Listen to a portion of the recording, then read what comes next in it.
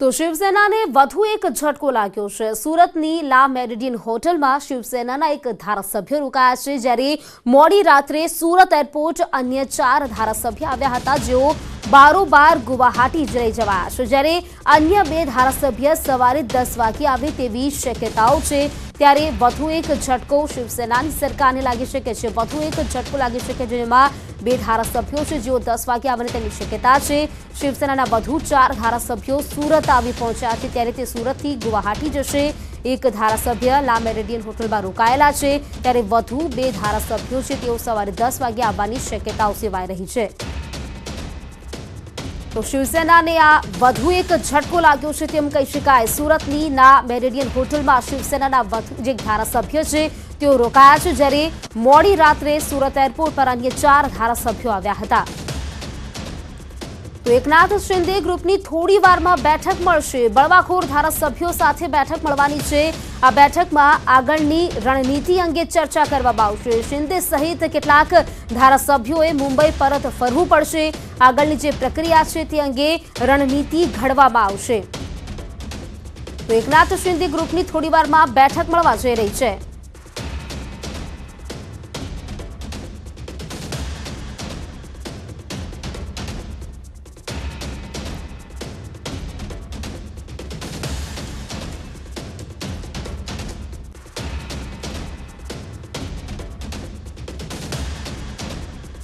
તો આજ સાથે વધુ વિગત સાથે અમારા સંવાદદાતા સુરતથી કીર્તેશ જોડાઈ ચૂક્યા છે અને મુંબઈથી વસીમ જોડાઈ ચૂક્યા છે। આપ બંનેનું સ્વાગત છે। સૌથી પહેલા કીર્તેશ, આપને પૂછવા માંગીશ, શિવસેનાને વધુ એક ઝટકો લાગ્યો તેમ કહી શકાય। લગભગ કહી શકાય 4 જેટલા ધારાસભ્યો છે સુરત આવ્યા છે અને સુરતથી તેઓ ગુવાહાટી જવાના છે। શું છે વિગતો આ વિશે?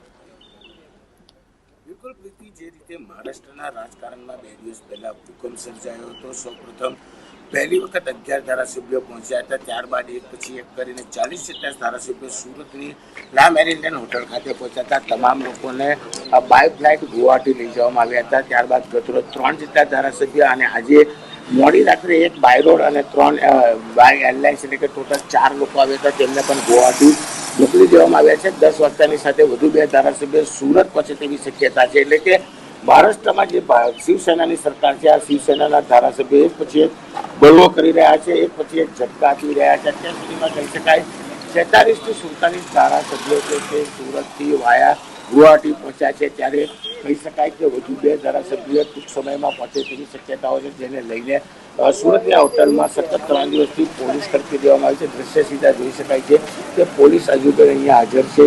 કોઈ પણ વ્યક્તિને હોટલમાં કહી શકાય આઈકાર્ડ અને સ્ટાફ સિવાય કોઈને પણ આઈકાર્ડ જોયા વગર પરમિશન આપવામાં નથી આવતી। એટલે કે મહારાષ્ટ્રના રાજકારણમાં સુરતનું સેન્ટર એપી સેન્ટર બન્યું છે। તમામ બળવાખોર ધારાસભ્ય સુરત આવે છે અને સુરતથી હવાઈ માર્ગે તેઓ ગુવાહાટી પહોંચી રહ્યા છે। એક પછી એક મહારાષ્ટ્રના ધારાસભ્ય જે રીતે સુરત પહોંચી રહ્યા છે, મહારાષ્ટ્રની શિવસેનાની જે સરકાર છે તેને એક પછી એક ઝટકા મળી રહ્યા છે। ખાસ કરીને 47 જેટલા ધારાસભ્ય મુંબઈથી સુરત અને સુરતથી બાય એર ગુવાહાટી પહોંચી ચૂક્યા છે, ત્યારે વધુ 2 ધારાસભ્ય ટૂંક સમયમાં પહોંચે તેવા શક્યતાઓ દેખાઈ રહી છે। बिल्कुल, हमारे साथ मुंबई से हमारे संवाददाता वसीम पर जुड़ा है। वसीम, जिस तरह से बात की जा सकती है, शिवसेना की सरकार कहीं ना कहीं संकट में दिख रही है और दूसरी ओर एकनाथ शिंदे ग्रुप की जो बैठक मिलने वाली है, इस बैठक में किस प्रकार की चर्चाएं होगी, कैसी रणनीति घड़ी जाएगी? देखिए, जो बैठक है काफ़ी अहम बैठक होगी एकनाथ शिंदे की, क्योंकि इसी में उनकी पॉलिसी डिसाइड की जाएगी, किस तरह से आगे की जो रणनीति है वो तय करनी है। ये इस बैठक में सभी विधायकों की सबसे पहले सहमति ली जाएगी। जिस तरह से देखा गया है कि ग्रुप लीडर जब शिवसेना ने समर्थन दिया था महाविकास आघाड़ी के, तो उस दौरान ग्रुप लीडर एकनाथ शिंदे ही थे। तो एकनाथ शिंदे इस बात के लिए एक पत्र तैयार करेंगे। वो पत्र बाकायदा वो देंगे राज्यपाल को कि इतने जो शिवसैनिक हैं इनका समर्थन है सरकार को नहीं है महाविकास आघाड़ी को, और ये चाहते हैं कि ये जो सरकार है इसे हटा दिया जाए और किसी और को इसका मौका दिया जाए, क्योंकि एक बड़ा नंबर से उनके साथ है, उन पर भरोसा नहीं है। अगर इस बात को लेकर राज्यपाल अपनी सहमति देते हैं तो राज्यपाल एक बार फिर जो राज्य के विरोधी पार्टी के नेता है देवेंद्र फडणवीस, जो बीजेपी है यहाँ की सबसे बड़ी पार्टी के तौर पर महाराष्ट्र में उठ के आई थी, उस दौरान उनसे भी चर्चा की जाएगी अगर उनसे पूछेगी कि इस तरह के नो कॉन्फिडेंस सरकार को लेकर यहाँ पर दिखाया जा रहा है, तो आपकी क्या भूमिका है? क्या आप लोग चाहते हैं कि आप लोग की बड़ी पार्टी है कि आप सरकार के लिए दावा कर सकते हैं? अगर देवेंद्र फडणवीस इसे लेकर दावा करते हैं तो हो सकता है कि सरकार बनाने का मौका उन्हें मिले और जो एकनाथ शिंदे है वो उनके समर्थन में चले जाए। अभी जो सूत्र ये बता रहे हैं, जो जानकारी मिल पा रही है कि बीजेपी ने एकनाथ शिंदे को ऑफर ज़रूर किया है कि अगर उनको समर्थन देती है इनके जो विधायक हैं तो उनको डिप्टी सीएम का पद दिया जा सकता है। इस बात का भी, और साथ ही जो उनके मंत्री उनके साथ गए हैं शिवसेना के, उन्हें भी अच्छे मंत्रालय दिए जा सकते हैं। इस तरह की उनको ऑफर दिया गया। अगर एक शिंदे अपना समर्थन बीजेपी को देते हैं तो हो सकता है सरकार बन सकती है। अगर देवेंद्र फडणवीस ने इस बात से इनकार कर दिया कि वो क्लेम नहीं करते सरकार बनाने की, तो राष्ट्रपति शासन लागू हो सकता है और 6 महीने के बाद यहाँ पे चुनाव लिए जा सकते हैं। ये पूरी तरीके से प्रोसेस है, लेकिन ऐसा नज़र नहीं आ रहा है कि किसी भी तरीके से दोबारा चुनाव होंगे, कि कोई भी विधायक ये नहीं चाहता है कि वो चुनाव दोबारा किया जा सके। तो इसे लेकर एक पूरा गुट जो एकनाथ शिंदे का है वो तैयार है। पर चर्चाओं के बाद एक निर्णय लिया जाएगा। ये निर्णय के लिए फिर अवगत कराया जाएगा राज्यपाल को। फिलहाल राज्यपाल कोरोना से संक्रमित हैं तो अस्पताल में अपना इलाज करवा रहे हैं, लेकिन उनके कार्यालय में इस तरह की जानकारी दी जा सकती है कि कई ऐसे विधायक हैं जो इस सरकार से नाराज है और उस सरकार से अपना समर्थन वापस ले रहे हैं। जी बिल्कुल वसीम, जिस तरह से जो बैठक मिलने वाली है, आज की जो बैठक है को बहुत ही अहम मानी जा रही है इस बैठक को, लेकिन बैठक के बाद आपको क्या लगता है महाराष्ट्र की जो राजनीति है वो किस तरह से मुड़ने वाली है? क्या मोड़ रहेगा इस राजनीति का?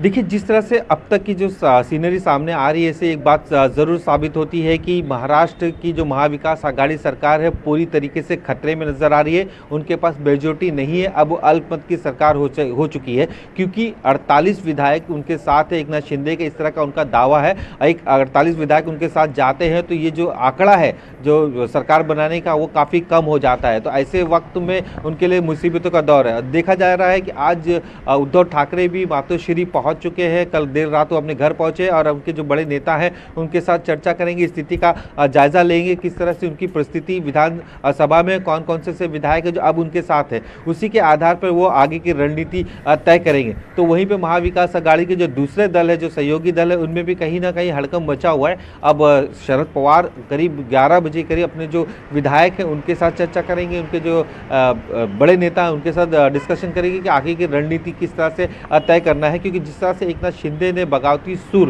उठा दिया है, इसके बाद ये सरकार चलना काफ़ी मुश्किल नज़र आ रही है। अगर फ्लोर टेस्टिंग तक की अगर बात आती है तो वहाँ तक का कोशिश की जाएगी कि शिवसेना महाविकास आघाड़ी तरफ की फ्लोर टेस्टिंग तक जाए, और ये उम्मीद अब भी उनकी तरफ से जताई जा रही है कि ऐसे विधायक जो एकनाथ शिंदे के साथ गए हैं, हो सकता है एंड मूवमेंट पे उनके वापस वो अपना समर्थन महाविकास आघाड़ी की सरकार को दे दे। इस तरह की कोशिश उनकी लगी हुई है और कोशिश से इसी पे सारे जो रणनीति तय की जा रही है। अब इन सारे बैठकों के बाद किस तरह से शरद पवार बात करते हैं उद्धव ठाकरे से, किस तरह की चर्चा करते हैं, ये वाली देखने वाली बात होगी। लेकिन फिलहाल अब तो जो महाराष्ट्र की राजनीति है एकनाथ शिंदे के इर्द गिर्द ही घूम रही है। बिल्कुल, जिस तरह से कहा जा रहा है कि एकनाथ शिंदे आज पत्र भी भेजने वाले हैं, राज्यपाल को जो पत्र भेजने वाले हैं, तो ये हम कह सकते हैं कि पूरा जो मामला है अब वो राज्यपाल पर टिका हुआ है। हाँ जी ज़रूर, अब यह पूरा मामला है राज्यपाल पर टिका है। ये राज्यपाल को जब पत्र भेजते हैं उसमें जो विधायक है उनकी सिग्नेचर ली जाएगी और ये बताने की कोशिश की जाएगी कि महाविकास आघाड़ी सरकार पर उनका भरोसा नहीं है और हम इस सरकार से अपना समर्थन वापस लेते हैं।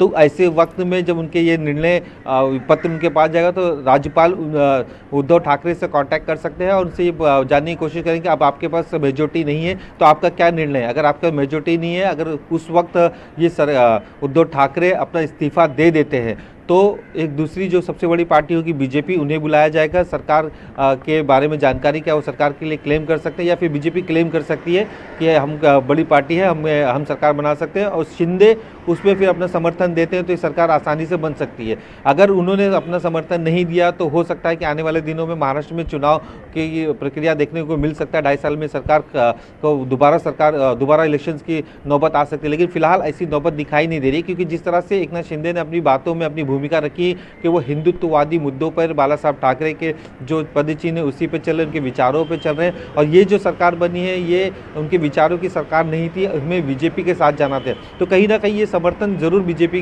की तरफ दिखाई दे रहा है। तो ऐसे वक्त में महाविकास आघाड़ी सरकार गिरती हुई नजर आ रही है और साथ में जो एकनाथ शिंदे है उनकी भूमिका साफ तौर पे यही है कि किसी भी हाल में बीजेपी को समर्थन दिया जाए। वो बड़ी पार्टी भी है, उनकी विचारधारा एक साथ है, 25 से 30 साल तक वो लगातार उनके साथ सत्ता में रहे भी हैं। तो ये सारी बातों को लेकर आज जो अपनी विधायक है उनके साथ चर्चा करेंगे। उनकी चर्चाओं के बाद एक रणनीति तैयार की जाएगी और रणनीति तैयार करने के बाद ये सारा मामला राज्यपाल तक पहुंचेगा। राज्यपाल इस पे क्या निर्णय लेते हैं ये देखने वाली बात होगी। बिल्कुल वसीम, धन्यवाद आपका जुड़ने के लिए।